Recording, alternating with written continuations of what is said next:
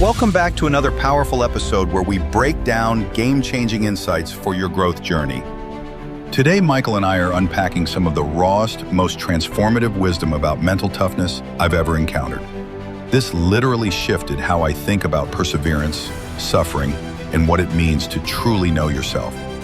Michael, you ready to go deep on this? Man, I've been fired up about this one all week. The concepts we're covering today, they saved me from quitting on my biggest goals more times than I can count. And I mean that literally. These aren't just nice ideas, they're battle-tested strategies that work when everything else fails. Let's start with something that completely shattered my worldview. This idea that motivation is basically worthless. I know that sounds harsh, but stay with me here. We've all been taught to chase motivation, right?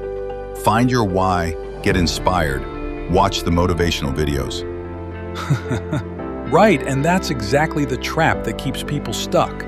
Here's what I learned the hard way. Motivation is like kindling. Sure, it might start a fire, but it burns out fast. The real insight? You have to learn to perform without motivation. You have to be your best self when you're least motivated. That's where most people think discipline comes in. But even that's not the full picture, is it? No, and this blew my mind when I first understood it. You mentioned something about having a clear headspace being more important than discipline. Tell me more about that. Picture your brain like a garage. If it's cluttered with junk, work stress, relationship problems, financial worries, random anxieties, where are you going to put discipline? It literally won't fit. You need to organize that mental space first. So that's why people fall off the wagon even when they start strong. Exactly. They're trying to shove discipline into an already overcrowded mind. It's like trying to park a car in a garage that's packed floor to ceiling with boxes. Not gonna happen. So how do we clear that garage? Because I know our listeners are thinking, great concept, but my mind is a disaster zone. Where do I even start? This changed everything for me. Every night, and I mean every night, I spend at least 2 hours on what I call mental housekeeping. Not scrolling, not watching TV. 2 hours of organizing my thoughts. 2 hours? That's serious commitment. It is, but here's how it works. You create mental zones. Work stress goes in one compartment, family stuff in another, personal goals in another. Health concerns get their own space. When everything has its designated place, then you can slot in discipline, consistency, and all those good habits. It's like filing papers instead of having them scattered across your desk. Perfect analogy. And once you do this consistently, you wake up with a clear mind that actually has room for the habits you want to build. Now, let's talk about what I consider the most powerful concept we're covering today, the 1-second decision. This literally saved me last month when I was about to quit on a project I'd been working on for 2 years. Oh man, the 1-second decision. This is where everything changes. Picture this. You're in the middle of something brutally hard. Every fiber of your being is screaming at you to quit. The pain is overwhelming. Your mind is racing with excuses. That moment, that exact second, is where 99% of people fail. And what's crazy is it really is just 1 second, isn't it? You can win every other second, but lose that one. And it's over. Game over. Dream dead. Here's what people don't understand. In a 130-hour challenge, there might be thousands of seconds. Win them all except one, you still lost. So walk us through the technique. What do we do in that crucial second? Here's the mental jujitsu that changes everything. In that moment of maximum pain, when your body is screaming to quit, you stay physically present in the situation. Your body doesn't move, but mentally you step back. Explain that mental step back. While your body stays in the cold water, on the track in the difficult conversation, wherever you are, your mind goes somewhere safe. From that safe mental space, you can think logically. You ask yourself, where will I be if I quit right now? What will I tell myself tomorrow, in 5 years? How will this feel when I'm warm and comfortable but failed? It's like you're having a board meeting with yourself in the middle of chaos. That's exactly what it is. And here's the key: from that mental boardroom, you can see clearly. You remember that the pain is temporary, the shame of quitting, that's forever. You remember why you started. You calculate the real cost of giving up. And then you snap back into your body and make the decision. Right, and once you master this, you realize something profound. You can always take one more step. The question isn't, can I finish this whole thing? That's overwhelming. The question is simply, can I take one more step? And the answer to that is almost always yes. Always. If you can honestly say you cannot take one more step and you take it anyway, you've transcended. But if you can take one more step and choose not to, that's real failure. That's the failure that haunts you. Speaking of transcending, let's talk about something that seems counterintuitive to everything we're taught about success. This idea of capping success. Most people are trying to get more success, more money, more recognition. But you're saying we should deliberately limit it. This is huge for anyone who's achieved even moderate success. Listen closely, because this might save your edge. Success makes you soft if you're not careful. It's like a warm blanket on a cold morning. Feels good, but it keeps you in bed. But we work so hard to achieve success. Why would we limit it? Because comfort is the enemy of growth. Look, when you're successful, you stop doing the things that made you successful. You get comfortable. You lose your edge. You start choosing the easy path because you can afford to. Give us a practical example of capping success. Sure. Let's say you're making good money now, 6 figures, maybe more. Instead of upgrading everything in your life, the car, the house, the vacations, you maintain a modest lifestyle. Or here's a real example. You're getting speaking opportunities worth $50,000. You turn them down to take a job fighting fires for $15 an hour. Wait, someone actually did that? Yeah, and there's profound wisdom in it. Because here's the thing. The knowledge and strength you need for your next level, it doesn't come from success. It comes from struggle. It comes from choosing difficulty when you don't have to. So you're keeping yourself hungry on purpose? Exactly. You're staying in what I call the mental lab, where real growth happens. Because if you want to help others grow, if you want to keep evolving, you can't just rest on past accomplishments. You have to keep putting yourself in situations that force adaptation. This connects to another concept that really challenged me: performing without purpose. Talk to me about that, because this goes against everything we're taught about needing a why. Most people need a race to train for, right? A deadline to work toward, some external purpose driving them. But what happens when there's no race, no deadline, no external purpose? Most people stop performing. They lose their edge completely. They say, I'll get back in shape when I have a race. I'll write when I have a deadline. I'll work hard when there's a promotion available. But here's the shift that changes everything. The purpose is you. The purpose is you. You are always the purpose. If you can't get up and work hard just for your own growth, your own pride, your own standards, then you don't really have discipline. You're just responding to external pressure. So how do we internalize this? Write your own mission statement, not for your company, for yourself. What do you stand for? What are your non-negotiables? What kind of person do you want to be? Then, every morning you audit yourself against that standard, not society's standard, not your boss's standard, your standard. It's about creating internal standards that don't fluctuate based on circumstances. Yes, because circumstances always change. There won't always be a race. There won't always be external validation. But you're always there. You always have to live with yourself. Now let's talk about something uncomfortable but incredibly powerful: using criticism and hate as fuel. This is where things get really interesting and maybe a little dark. This changed everything for me, but I need to preface this. It's not about becoming bitter or vindictive. It's about alchemy, transforming poison into medicine. Explain what you mean by that. Most people avoid criticism.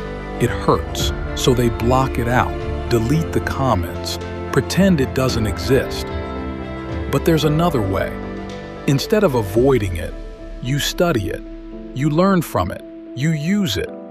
So you're saying we should seek out negative comments? Not seek them out, but when they come, and they will come if you're doing anything significant, you mine them for fuel. Here's what I do. I screenshot every piece of hate, every criticism, every "you can't do that" or "who do you think you are?" That sounds masochistic. No, it's strategic. I create what I call a mixtape of hate. When I don't feel like training, when I want to skip the hard work, I play it. I let it remind me that while they're typing comments, I'm taking action. While they're criticizing, I'm creating. That's savage in the best way. But here's the deeper level that most people miss. In those critics, you often see an older version of yourself. The version that made excuses, that was negative, that didn't want to do the work. They're not really hating you. They're hating the mirror you're holding up to their own inaction. So it becomes a reminder of who you don't want to be. Exactly. And once you understand that, their hate loses its sting. You actually feel compassion for them because you remember being in that dark place, but you also use their energy as fuel to keep growing. It's like transforming their negative energy into your positive momentum. That's it. Every hater becomes an inadvertent member of your support team. They just don't know it. Let's talk about something that really resonated with me. This idea that our biggest weaknesses become our greatest strengths. Because I think a lot of our listeners are carrying shame about their past or their struggles. Man, this is everything. Listen carefully if you're someone who's embarrassed about your past, your trauma, your weaknesses. The things you hate about yourself right now, the things you're ashamed of. Those are your future superpowers waiting to be activated. That's a bold claim. Give us an example. Take someone who grew up isolated, bullied, forced to be alone a lot. That sucks as a kid. It's painful, lonely, damaging. But as an adult, that ability to work in solitude, to not need external validation, to be comfortable with yourself, that's a massive advantage. Every entrepreneur needs that skill. Every artist, every innovator. Or someone who had to be hypervigilant due to trauma becomes incredibly gifted at reading people and situations. Or someone who faced poverty becomes resourceful. Someone who was criticized constantly develops thick skin. But here's the key, and this is critical. The transformation isn't automatic. No, you have to do the work to transform it. You can't just wait for time to heal it. You have to actively dig into that pain, study it, understand it, then rebuild it into something useful. It's alchemy, but you're the alchemist. How do we start that transformation process? First, you have to face it without flinching. Write down your biggest weaknesses, your most embarrassing moments, your deepest shames. Then ask yourself, what strength could this become? What did I learn from this that others didn't have to learn? It's reframing your entire story. It's more than reframing. It's mining for gold in what looked like dirt. Every difficult experience deposited something valuable in you. Your job is to extract it and refine it. This brings us to what might be the most important concept we're discussing: building genuine confidence. Not the fake stuff, but real, unshakable self-belief. Forget the mirror affirmations. Forget telling yourself you're amazing when you haven't done anything amazing. Real confidence comes from one place only: proof. Undeniable, stack it up to the ceiling proof that you are who you say you are. Break that down for us. What does that actually mean? Every hard thing you do, every promise you keep to yourself, every time you don't quit when you could have, that's a deposit in your confidence account.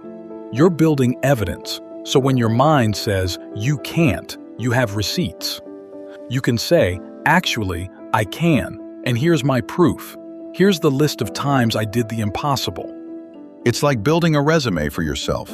That's it exactly. But unlike an external resume that impresses others, this internal resume is yours forever. No one can take it away. No one can discredit it. It's your armor against self-doubt. But what about someone who's been failing, who's been breaking promises to themselves? Start microscopic.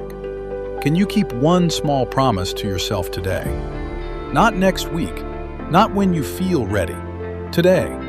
Maybe it's making your bed. Maybe it's a 5-minute walk.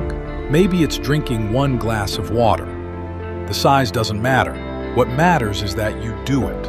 And that builds? It compounds.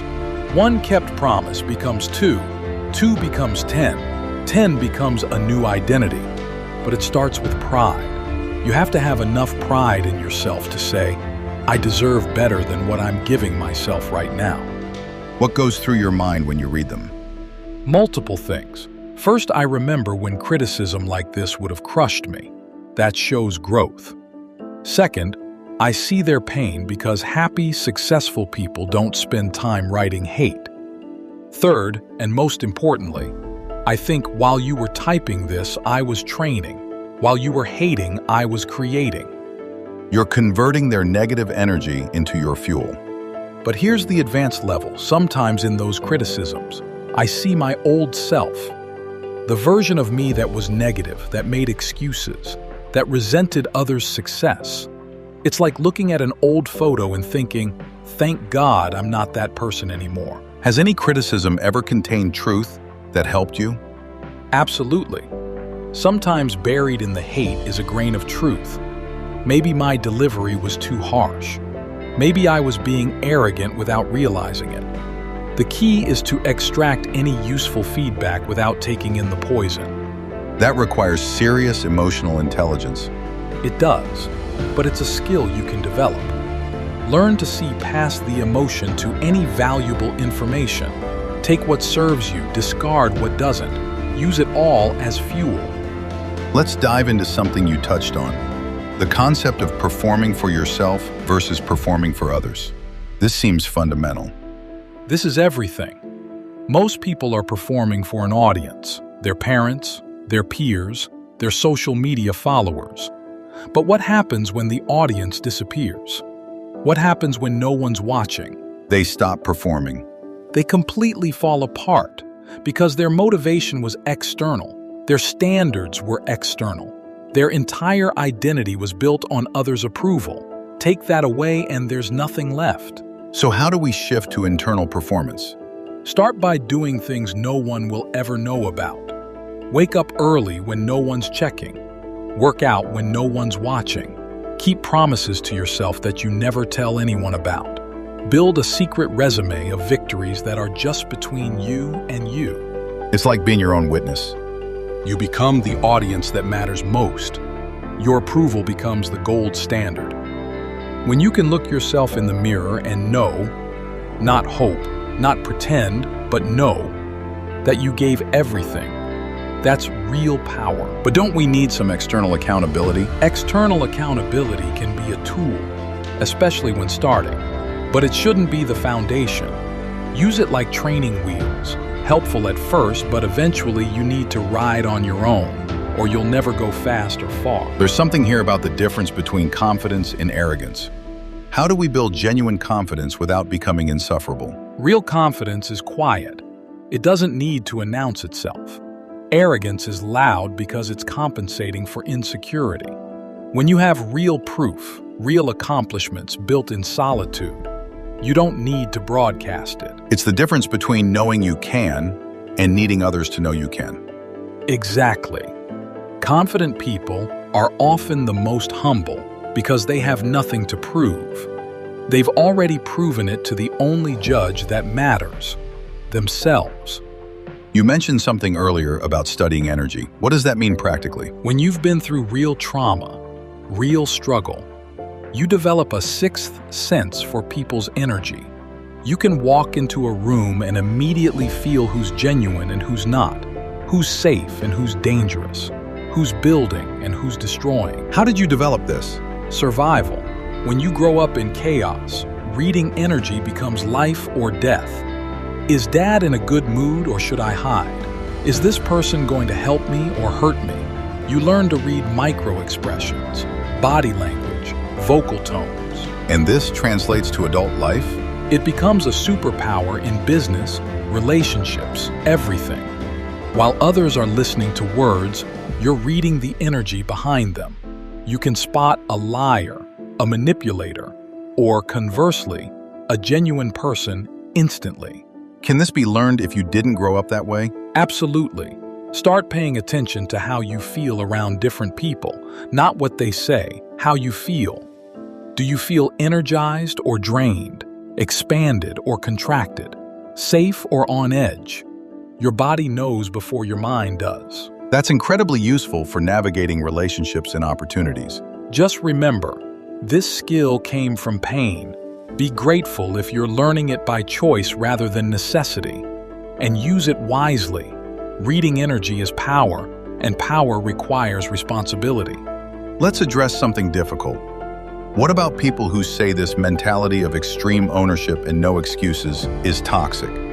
That it dismisses legitimate struggles? I understand that concern, and let me be clear, trauma is real. Systemic issues are real. Some people face obstacles others can't imagine. This isn't about denying any of that. Then what is it about? It's about what you do despite those realities. Yes, the game might be rigged. Yes, you might have been dealt a terrible hand, but you still have to play. And within whatever constraints you face, you have choices. This is about maximizing those choices. It's not about blame, it's about power. Perfect distinction. Blame looks backward and keeps you stuck. Ownership looks forward and gives you options. I'm not saying your circumstances are your fault. I'm saying your response to them is your opportunity.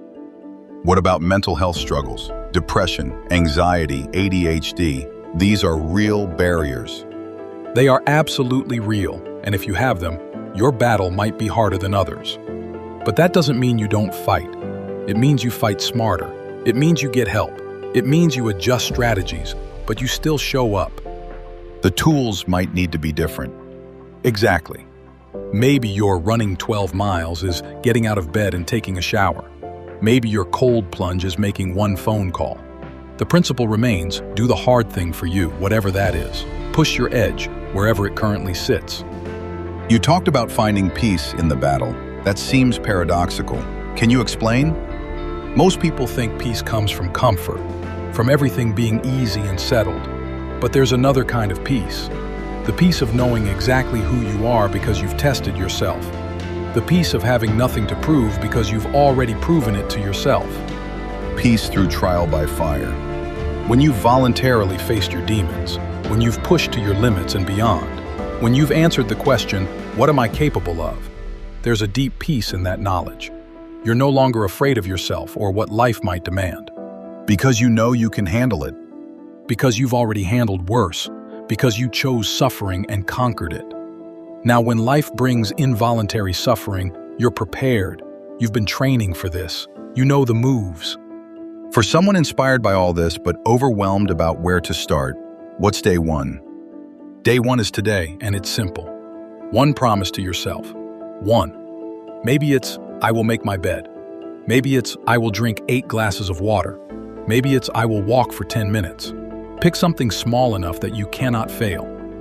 Why start so small? Because you need to rebuild trust with yourself. You've probably broken 1,000 promises to yourself. Now you need to keep one, then another, then another. You're rebuilding your self-trust from scratch. It's like compound interest for character. Perfect. And just like compound interest, it starts slow, invisible almost. But if you don't quit, if you keep making deposits, one day you wake up and realize you've built something incredible. Before we wrap up, let's talk about something you mentioned, the live autopsy. This concept stopped me in my tracks. Most people wait until they're dead for someone to figure out what killed them. But we're dying while we're alive. Dying from comfort, from fear, from unused potential. Why wait for the autopsy? So we examine ourselves while we can still change? Exactly. Look at your life right now. What's killing your dreams? What's murdering your potential? Is it laziness, fear, comfort, addiction to others' approval? Diagnose it now while you can still do something about it. It's preventative medicine for the soul. It's more than that. It's resurrection while you're still breathing. You can identify what's killing you and choose to kill it first. You can be reborn without having to die. Michael, as we close out, what's the one thing you want burned into our listeners' minds? You have more control over your life than you think. Not complete control. Life will still punch you. But between stimulus and response, there's a space. In that space lies your power. Master that space. Master that 1 second. Master yourself. Everything else follows. That's powerful, man. And for everyone listening, this isn't just philosophy. These are battle-tested tools that work when everything else fails. The question isn't whether you can do this. The question is whether you will. And that question gets answered 1 second at a time, one decision at a time, one step at a time, starting right now. That's a wrap on today's episode. Remember, you already have everything you need to transform your life. You just have to be willing to dig it out. The 1 second decision, building belief through proof, organizing your mental garage, these aren't just concepts. They're tools that can change everything. The difference between information and transformation is implementation. So pick one thing, just one thing from today, and apply it this week. Don't try to do it all. Master one concept, then move to the next. Your future self will thank you.